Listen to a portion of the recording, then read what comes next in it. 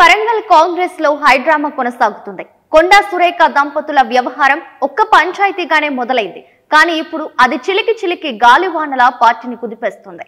వరంగల్ ఎమ్మెల్యేలు బహిరంగంగా అసహనం చాటుతుండగా క్రమశిక్షణ కమిటీ మళ్లీ సర్కిల్లో తిరుగుతున్నట్టు కనిపిస్తుంది. అధిష్టానానికి కూడా ఇప్పుడు ఇది చిన్న సమస్యలా కనిపించడం లేదు.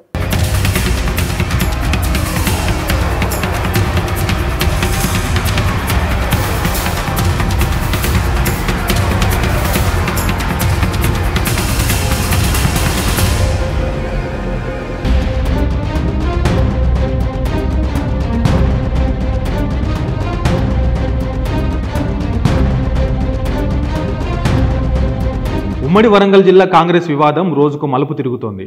కొండా సురేఖ, కొండా మురళీధర్రావు దంపతులపై వరంగల్కు చెందిన ఎమ్మెల్యేలు నాయని రాజేందర్ రెడ్డి, కడియం శ్రీహరి, రేవూరి ప్రకాష్ రెడ్డి, కేఆర్ నాగరాజు, ఎమ్మెల్సీ బసవరాజు సారయ్యలు మరోసారి అసహనం వ్యక్తం చేశారు.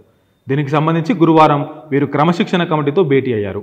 మా మీద బహిరంగ దూషణలు చేసిన కొండా ఫ్యామిలీపై పార్టీ ఎందుకు మౌనంగా ఉంది, కొండా మురళీధర్రావుపై ఇప్పటి వరకు పార్టీ ఎందుకు ఎలాంటి చర్య తీసుకోలేదని ప్రశ్నించారు. వాళ్లే ముఖ్యమా లేక మేమా అంటూ కమిటీని నిలదీశారు.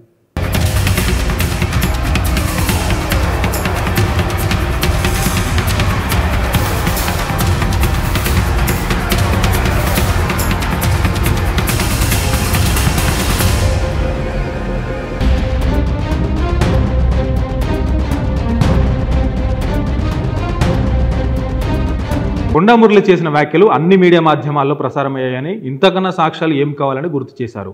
ఒకవేళ దీనిపై ఎలాంటి చర్యలు తీసుకోకపోతే తమకు ఫ్రీ హ్యాండ్ ఇవ్వాలని స్పష్టం చేసినట్టు సమాచారం. ఈ వివాదంపై కమిటీకి, పీసీసీకి గతంలోనే పూర్తి వివరాలు సమర్పించామని, మళ్లీ పిలిపించి మరిన్ని విషయాలు అడిగేందుకు అజెండా సిద్ధం చేసిందని వరంగల్ నేతలు తెలిపారు. క్రమశిక్షణ కమిటీ చైర్మన్ మల్లు రవి కూడా గత ఫిర్యాదులపై క్లారిటీ తీసుకునేందుకే ఈ భేటీ అని స్పష్టం చేశారు.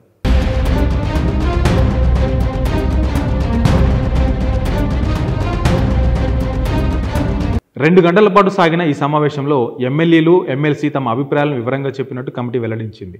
త్వరలో మరోసారి ఈ వివాదంపై సమావేశం నిర్వహించనున్నట్టు, అప్పుడు రెండు వర్గాల నేతలను ఒకేసారి పిలవాలన్న ఆలోచనలో ఉన్నట్టు కమిటీ సభ్యులు పేర్కొన్నారు.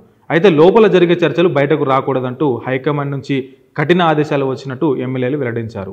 ఇప్పుడు ఈ కేసులో రెండు వర్గాల నేతలు కాంగ్రెస్ పార్టీకి కీలకమైన శక్తులు. ఒకవైపు పాత నేస్తాల చర్చలు, మరోవైపు తాజా అసహనాలు. ఇక క్రమశిక్షణ కమిటీ తీసుకునే తుది నిర్ణయం ఏంటో అన్నది రాజకీయంగా ఎంత ఆసక్తికరమో పార్టీ భవిష్యత్తుకు అంత కీలకంగా మారింది.